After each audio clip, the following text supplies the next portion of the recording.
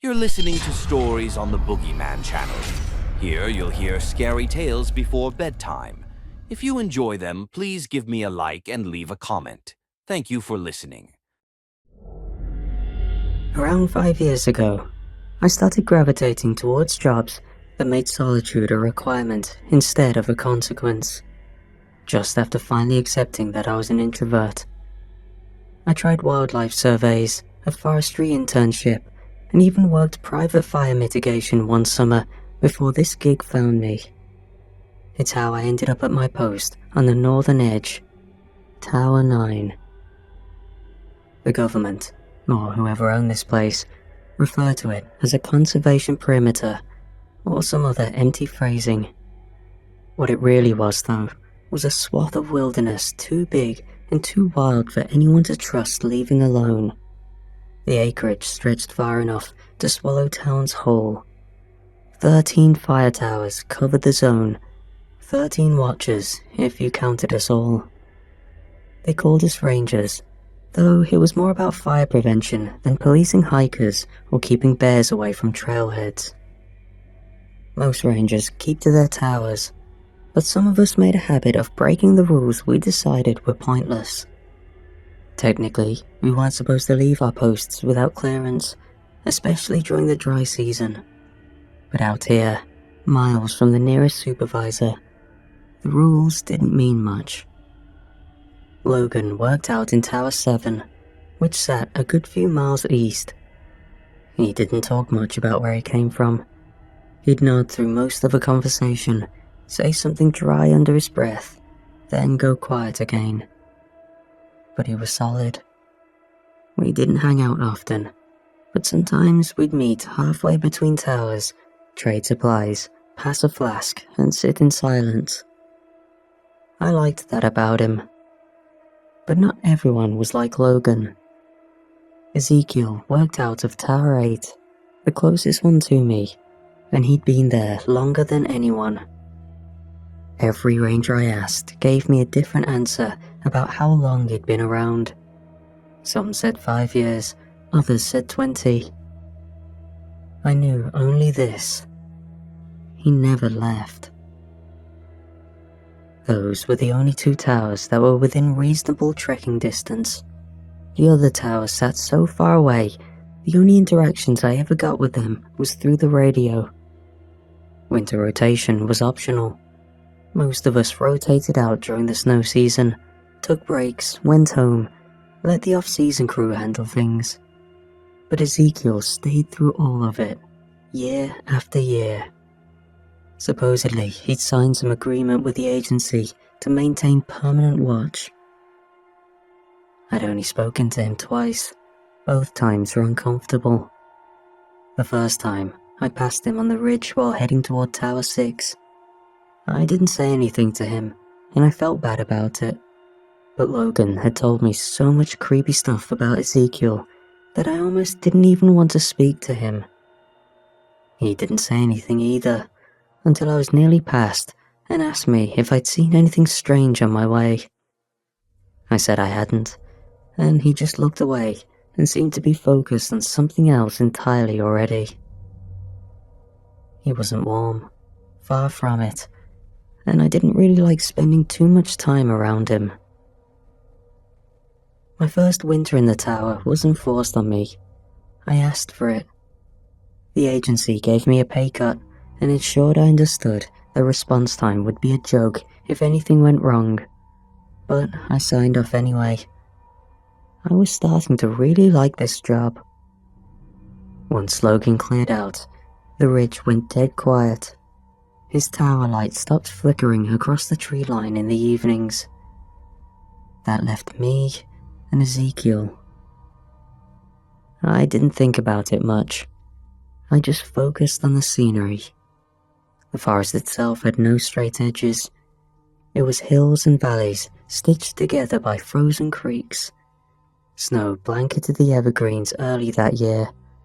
Most of the smaller trees had dropped their leaves already, and the taller ones stood out black against the white. Wind carved up the snow into low spines that looked like frozen wakes, as if something had swum through the powder and disappeared. I was out near the edge of my patrol line when I saw it. The light had shifted into that flat winter amber that makes shadows long and deceptive. I'd been inspecting some of the brush piles left behind by the firebreak crews. The wind was quiet and the trees barely moved. Then, a break in the whiteness. It was too far off to see clearly, but it looked like a large deer limping. I don't mean walking unevenly. I mean dragging itself forward in slow, halting bursts, like one of its legs didn't want to follow. My first instinct was to stay put. We're told not to interfere with wildlife. If an animal dies, it dies. We aren't rescue. But I hadn't been out here long enough to be numb about animals suffering. I stood there for a minute, staring across the slope. The sky overhead was clear. Visibility wasn't bad. I could see the shapes of the trees for a few hundred yards before they disappeared behind a ridge. The animal had crossed into a shallow trench and left a trail behind it. A broken red line bleeding into the snow. I figured I could follow it for a bit and see if I could help it somehow. I wasn't even sure how, but I knew it'd stay in my mind. If not, I could at least make sure it didn't go down in some ditch where nothing would find it until spring. I checked my belt. My radio was on. My coat was zipped tight. I still had enough daylight to get back if I moved quick. I started walking. The snow had only started falling the night before, so it was easy to see the fresh marks. But the tracks were off. I've seen deer prints plenty of times, and these didn't match. They were larger, for one thing, and they weren't symmetrical. The spacing between them seemed wrong, longer than a deer should have been able to manage with a limp. I stopped to examine them several times, crouching down to touch the edges. Some of them looked melted around the sides, as if the heat had softened the snow when they formed. An injury maybe, a birth defect. I kept moving forward. The blood trail dipped into a shallow drainage basin where the trees thinned out. I followed it between clumps of dead brush and saplings half buried under snowdrifts. The wind began to shift while I walked. I felt it before I heard it. Sharp, low, funneling down the slope like something alive. The clouds hadn't warned me. The sky had stayed open and glassy above the treetops. But within seconds, the snow came driving in sideways, fine and fast. The shift was absolute. One moment, I could still see the trees standing in soft ranks ahead of me. Then, without build-up, they disappeared. Wind slammed through the trees and pulled the temperature down so fast my fingers ached through the gloves. I stopped walking, turned a slow circle. Everything I'd used to orient myself, tree formations, ridge lines, even the slope under my feet, vanished beneath a layer of rushing white. I squinted through the sudden torrent. The trail had disappeared. So had everything else. I looked behind me. Where my boot prints had been only seconds ago, there was nothing. The snow had sealed them up as if I'd never walked there at all. My first thought was to find higher ground. I turned around and took 2 steps, then stopped again. I couldn't see anything I recognized. Even the sound of my own steps felt swallowed by the wind. It wasn't that I couldn't tell which direction I had come from. I had no idea which direction anything was anymore. I reached for my radio and keyed it. Tower 9 to anyone on frequency. Come in. Nothing. Repeat, this is Tower 9. Whiteout conditions. Need triangulation or direction assist.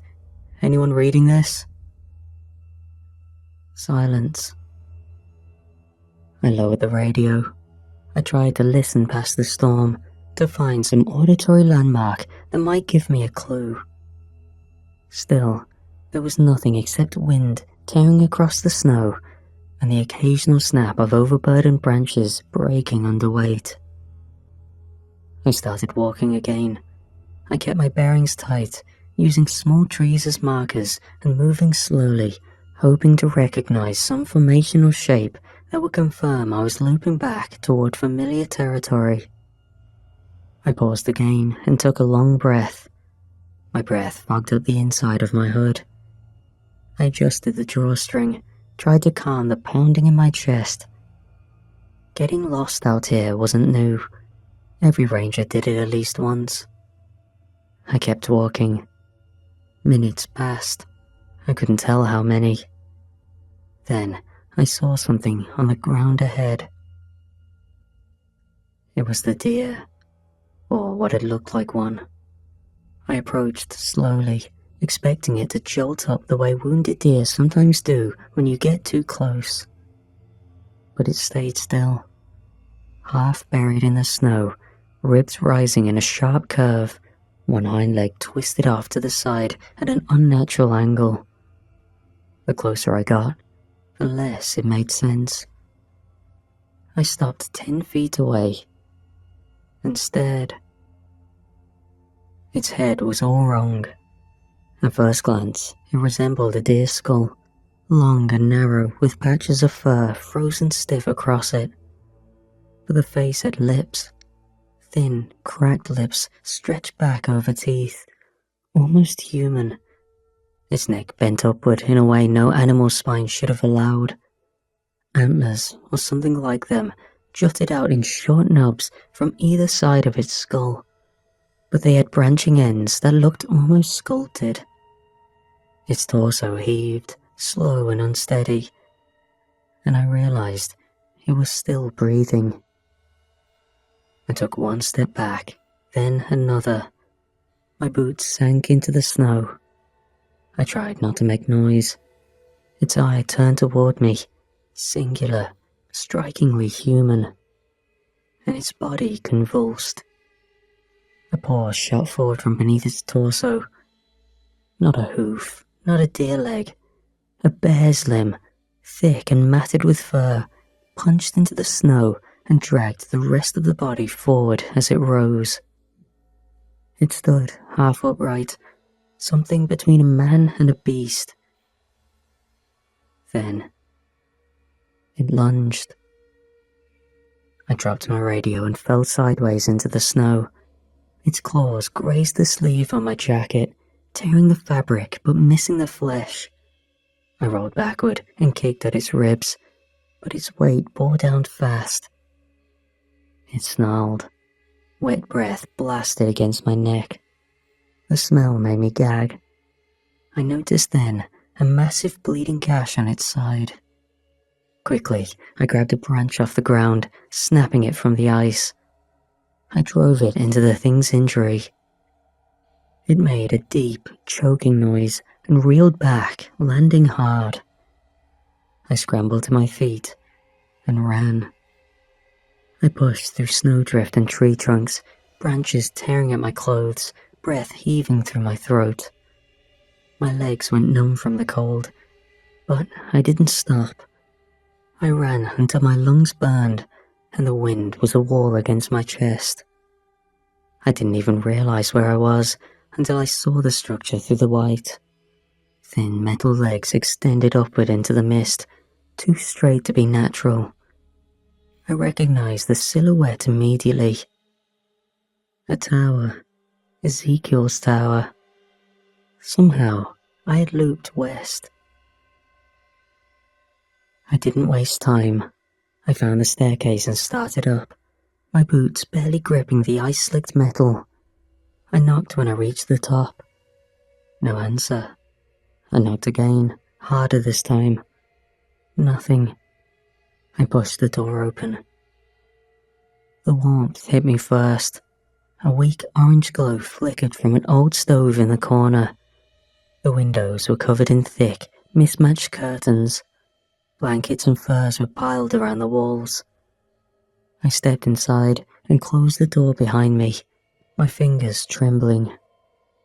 I didn't realize how cold I'd been until the heat hit my skin. Then, I looked around. I'd never been inside Ezekiel's tower.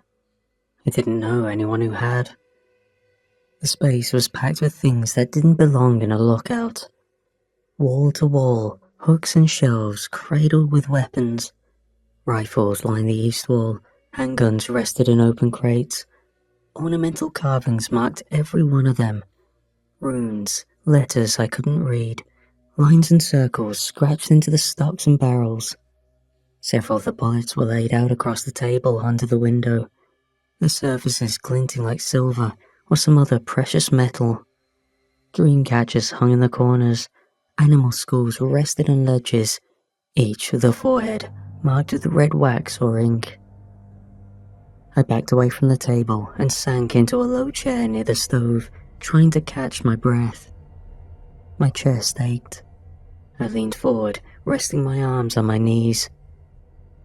Then, I heard the stairs creaking outside. I immediately thought of that thing. My first thought was that it had tracked me down, and now I had nowhere to actually go. I raced toward the wall for one of Ezekiel's guns when the door opened behind me, and Ezekiel stepped inside. His coat was dusted in snow, his gloves were off. He shut the door and looked over at me with no surprise.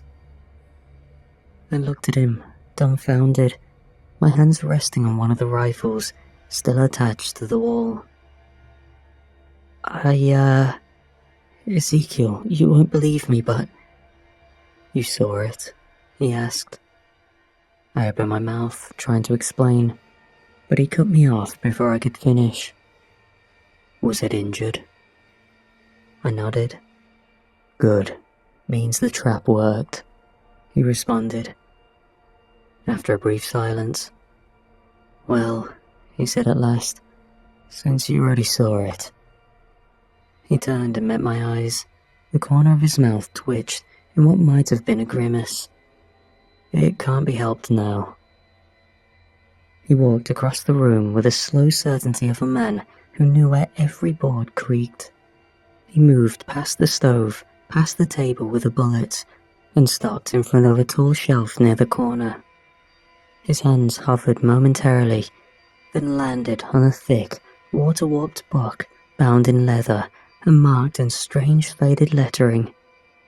He pulled it free, thumbed through the pages, and found what he was looking for. I am sorry though, he said, not looking up. I hadn't let one slip in over a decade. Maybe I am getting old. The pages made a dry sound as he turned them. It's smart, Ezekiel muttered, eyes scanning the page. Real smart. See, some people think it's three creatures sewn together. Some think it's one thing splitting apart into three. He turned the book toward me. The illustration on the page looked too exact to be guesswork. Antlers, human faces, claws from something simian or bear-like. Its body was sketched mid-motion. He looked at the page, then back at me. You're lucky it was wounded. Would have killed you otherwise. He snapped the book shut and slid it under his arm. Then he crossed to another shelf. His hand moved quickly this time, grabbing a flat, circular object wrapped in cloth. He unwrapped it and held it out to me. It looked like a mirror, but the surface was darker than glass, more reflective than metal. The edges were etched with symbols, and the reflection it gave back felt delayed. Take it, he said. I didn't move. He held it closer. You're coming with me. You know where it was last. I need you to take me there. I stared at the mirror, then at him. You think I want company? I'd rather do this alone. One man would have trouble taking it down. Two should make it manageable. He let go of the object. I caught it, cradled the weight of it in both hands. You're part of this now, whether you want to be or not. After that, Ezekiel briefly explained the plan to me. I was to be a distraction since I held its scent and it saw me as its prey. I was to point the mirror toward it, leaving it frozen just long enough for Ezekiel to take it out. Ezekiel put his coat back on and grabbed a large tool, what looked to be a crossbow from the wall, and motioned for me to move in front of him. I obeyed. The snow had slowed, though only slightly. By the time we set out, the wind still bit through the treetops, and the sky hung low above us, dull and thick. But it wasn't a full whiteout anymore. We moved downhill, cutting through what was left of my trail. Ezekiel walked with purpose, one hand gripping his crossbow, the other steadying himself along exposed trunks and roots. He didn't speak much, except to nod when we hit terrain he recognized from my descriptions. I stayed in front of him, scanning every branch, every path of snow that looked uneven. I wasn't sure if the thing had kept moving after it attacked me. I wasn't even sure it could bleed out. That was the problem. I didn't know anything about what it was or how we were going to take it out. We found the place after 30 minutes of trudging. It wasn't far from the tower. I'd run further than I realized during the panic. The snow in the clearing was broken and stained, dark veins crisscrossing through it in wild spirals. Ezekiel moved to the center, crouched down, and studied the ground. He shifted the snow gently, brushing away the surface to expose the soil beneath. I kept thinking about whether I could actually do this, whether I'd freeze if it showed up again, whether he'd see it in my face. He looked over his shoulder at me. Keep your eyes open. It hit us, without warning. 1 second we were standing in silence, and the next the trees exploded into motion. Snow burst upward as a massive form barreled out from the gully to our right. Ezekiel spun, raising his weapon, but the thing was faster. It slammed into him before I could aim. The crossbow flew from his grip and skidded into the trees. Ezekiel hit the ground hard. I froze for a moment. The creature loomed over him, its shape warping in place where muscle met hide. One shoulder twitching as if it had too many limbs packed into too little space. Its breathing was aggressive. It was angry. Its jaw stretched open as it stared at Ezekiel. Its eyes were set wide across his head, mismatched in shape and size. Ezekiel tried to reach for something at his belt, but the beast slammed its elbow across his chest. I heard something crack. I ran toward them and kicked hard into the thing's exposed flank. My boot landed near the wound I'd seen earlier. The creature shrieked and stumbled sideways. I fell back and grabbed Ezekiel by the arm, but he was too heavy to move. His legs didn't respond. His mouth opened, but no sound came out. His hand finally twitched and pointed toward the crossbow. The creature's body shifted as it rose. Bones stretched, fur slowed off in clumps, revealing muscle underneath that pulsed visibly. It looked at me, then at Ezekiel. It growled a low noise that vibrated in my chest. "Move," Ezekiel managed a painful shout. I backed up, raised the mirror, and held it in both hands. I had forgotten I still had it until then. The creature looked directly into it and stopped moving. Its head tilted, its limbs slackened, The snarl faded from its face. For a moment, it simply stood there, frozen. I lowered the mirror and dove for the crossbow, my hand wrapped around the grip, fingers clumsy with adrenaline. I turned back toward it and brought the weapon up. I hadn't fired one in years. The trigger felt unfamiliar. The bolt was already loaded. I aimed, then hesitated. I only had one chance, and if I missed... It blinked, and the spell broke.